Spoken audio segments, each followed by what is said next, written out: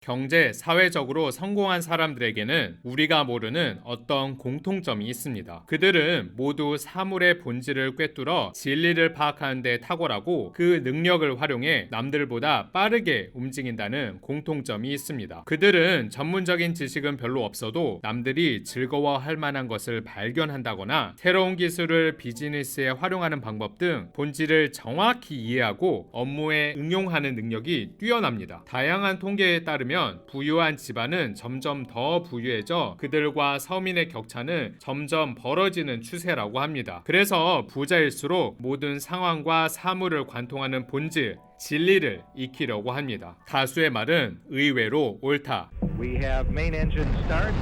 4, 3, 2, 1, and liftoff.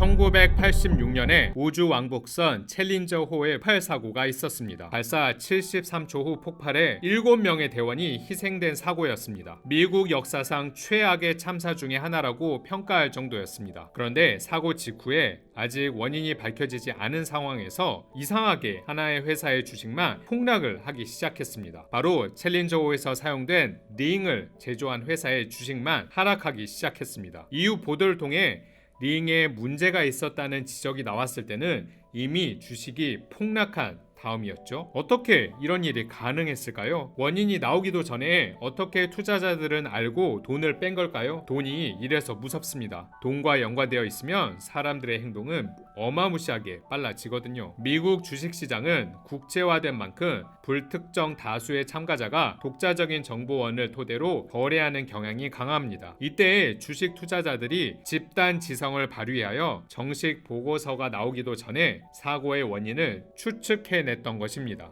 집단 지성이라는 개념이 있는데 이를 알기 쉽게 말하면 다수의 말은 의외로 옳다라고 정리할 수 있습니다. 그만큼 다른 사람의 의견을 듣는 것이 중요하다는 말입니다. 이 말을 듣고 당연하다고 생각하시는 분들도 많을 텐데요. 그런데 이는 모든 상황에 들어맞는 이야기는 아닙니다. 왜냐하면 모든 사람이 하는 말이 맞으려면 반드시 어떤 조건이 성립해야 하기 때문입니다. 그 조건은 바로 의견의 다양성과 독립성이 보장되어 있어야 한다는 것입니다. 아무리 다수의 의견이라도 정보의 출처가 한 군데라든가 같은 조직에서 만들어진 의견이라면 신빙성이 떨어지겠죠? 반면 다양한 입장의 사람들이 독자적인 정보를 가지고 생각한 의견을 다수결로 모으면 놀랍게도 괜찮은 결론을 도출할 수 있습니다. 이것이 바로 집단 지성의 원리입니다. 부자들은 이런 집단 지성의 원리를 잘 활용합니다. 이를 가장 잘 활용한 분야가 IT 분야입니다. 우리가 일상적으로 사용하는 구글, 네이버와 같은 검색 엔진이야말로 이 사고방식을 토대로 설계되어 있기 때문입니다. 검색 엔진에서 어떤 키워드를 검색하면 그 키워드와 관련된 사이트가 나옵니다. 이때 사이트 표시 순서를 결정하는 것이 이 집단지성 사고방식을 응용한 것입니다. 특히 많은 사람이 본 사이트일수록 올바른 정보가 기재될 가능성이 크다는 가설을 바탕으로 상호 링크 수가 많은 사이트의 표시 순위가 올라가는 구조로 되어 있습니다. 물론 이것만으로 우선순위를 정하지는 않지만 이 집단 지성 원리가 검색 결과에 반영되어 순위가 결정되는 것입니다. 이때 순위 결과는 모든 사람의 생각이 반영되었다는 점이 중요합니다. 이는 경제학자 중에 유일하게 부자가 된 케인즈가 주장한 미인 투표론과 비슷합니다.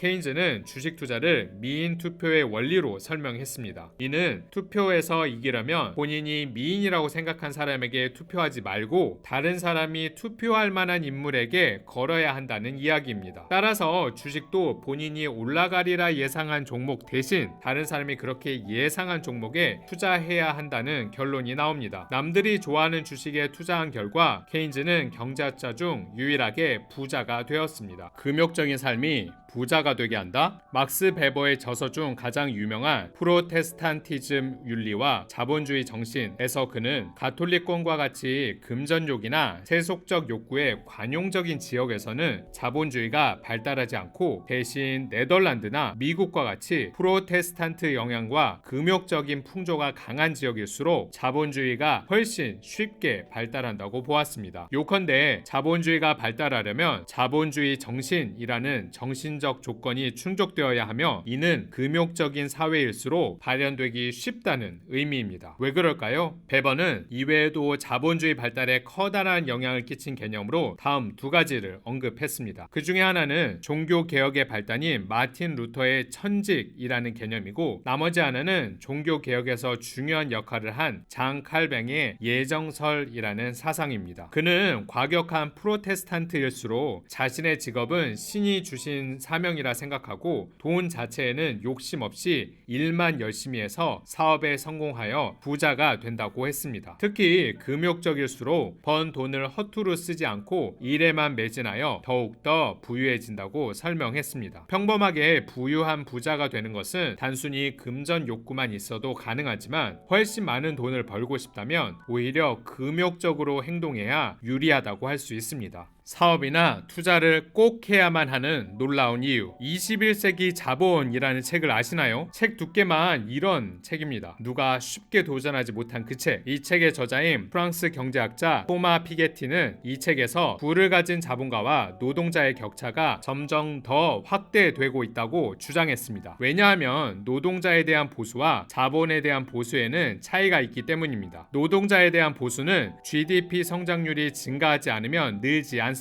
즉 경제 성장만이 노동자의 급료를 늘릴 수 있는 유일한 방법인 셈입니다. 그에 비해 자본에 대한 이자나 배당은 항상 지속적으로 증가하는데요. 이는 기업 측이 노동자의 급료 상승보다 이자나 배당을 우선하기 때문입니다. 이자나 배당을 우선시해야 기업은 투자나 융자를 더 쉽게 받을 수 있어서 그렇습니다. 따라서 역사적으로 어느 시대든 노동자의 임금보다 자본에 대한 이율이 높아지고 이에 노동자와 자본가의 격차는 계속 벌어진다는 이론이 성립하는 것입니다. 그래서 부자가 되려면 투자를 하고 사업을 해서 자산을 가져야 합니다. 이 방법뿐이냐며 화내는 사람도 있을지 모르겠지만 경제학 지식을 활용해 얻은 결과도 역시 비슷한 결론을 이야기합니다. 노동자로서 급료를 받는 것보다 자본가나 투자가로서 돈을 버는 것이 부자가 되는데 훨씬 유리합니다. 부자의 비결은 정신일까 환경일까 유물론 관념론이란 말을 들어보셨나요? 이는 우리가 사는 세계가 정신과 물질 중 어떤 것으로 만들어졌냐에 관한 것입니다. 관념론은 정신을 중요하게 여깁니다. 예를 들어 직장에서 받은 인센티브에 관해 생각해 보시죠. 실적을 올려서 만족감을 얻고 싶다는 사람, 업무를 통해 세상에 보탬이 되고 싶다고 생각하는 사람, 그것도 아니면 그저 높은 연봉을 받고 싶다고 생각하는 사람도 있을 것입니다. 생각은 다양하지만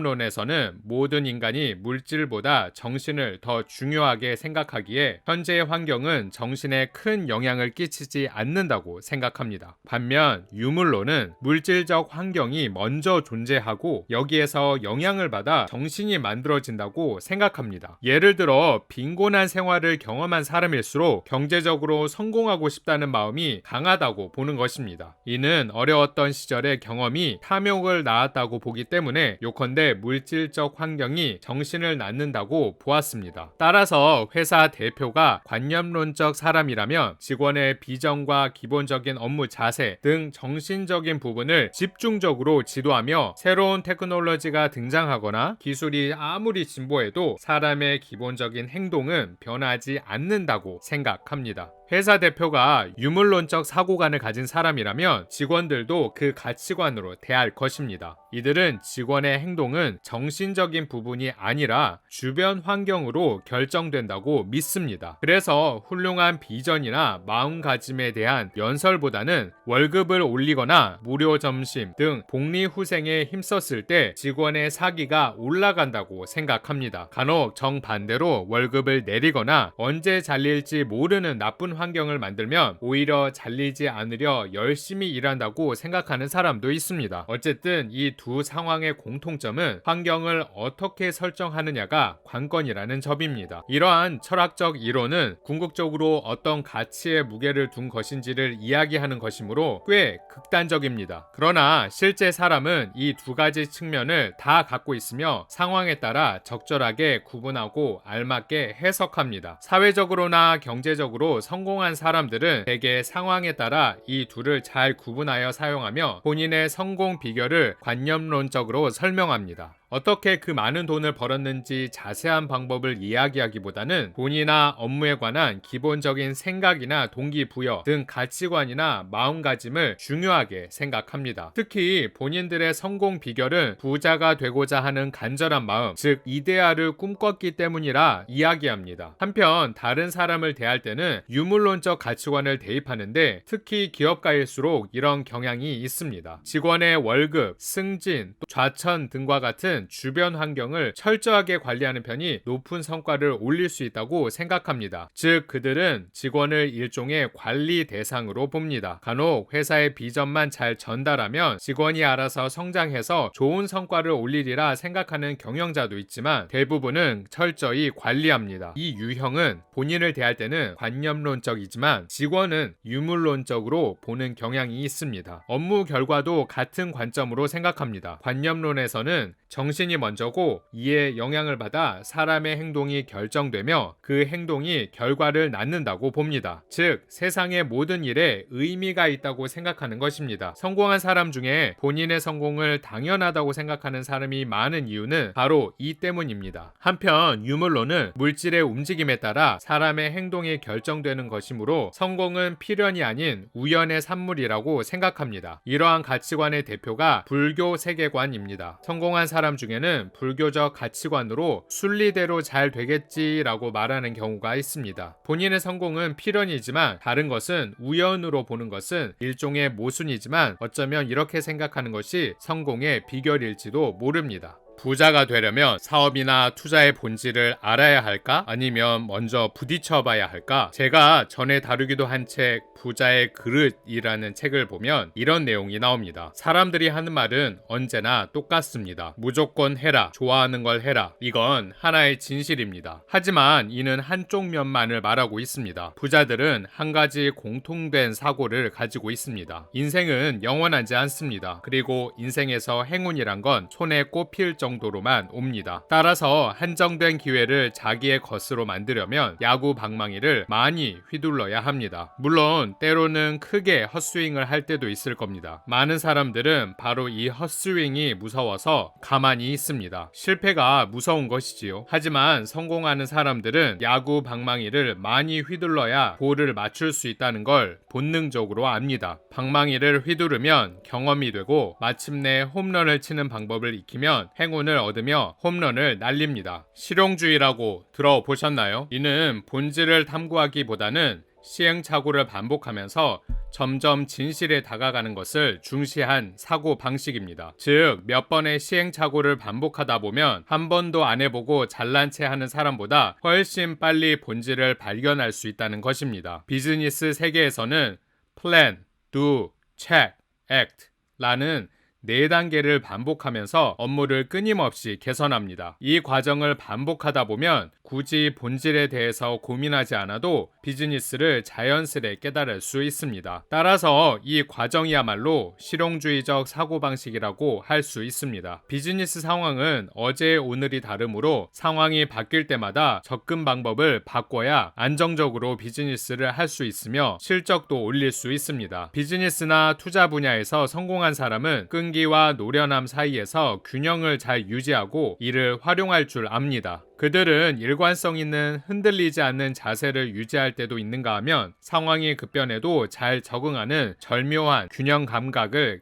동시에 갖고 있습니다. 천성적으로 이를 자연스레 활용하는 사람도 있지만 비즈니스나 투자 경험을 쌓아서 스스로 이 감각을 습득한 사람도 많습니다. 대부분 본인도 모르는 사이 실용주의적 사고방식을 이미 습득하여 잘 활용하는 것입니다. 지금까지 이야기한 것은 인문학이라고 하는 사회학, 경제학, 철학, 역사학 등이었습니다. 서두에 이야기했듯이 경제적, 사회적으로 성공하려면 이렇게 눈앞의 정보가 아니라 사회나 경제를 움직이는 원리나 법칙을 이해하는 것이 훨씬 중요합니다. 모든 사물을 관통하는 원칙을 깨우쳐야 합니다. 그게 인문학입니다. 인문학은 배워왔자 아무 도움이 되지 않는다는 사람이 많다고 했는데 이런 사람이 많으면 많을수록 인문학의 중요성을 아는 사람에게는 오히려 기회가 많아지는 셈입니다. 인문학을 소홀히 하는 사람이 인터넷으로 검색하면 나오는 눈앞의 정보에만 매달릴 때 진짜 지식이 무엇인지 배움으로써 성공 확률을 높여 남들보다 먼저 성공한 사람이 되는 것입니다. 그래서 부자들은 본인의 자식들이 이러한 인문학을 익히기 쉬운 환경을 만드는데 아낌없이 투자합니다. 이는 부자의 인문학이라는 책에서 가져온 이야기입니다. 더 풍부하고 좋은 내용이 책에 포함되어 있으니 참고하시길 바랍니다. 부겔스에서는 부자의 생각, 부자의 습관, 주식, 부동산, 재테크와 관련된 책의 핵심에 저의 경험을 녹여서 나누고 있습니다. 구독과 좋아요 그리고 따뜻한 공유를 통해서 모두가 부자가 되시길 바랍니다.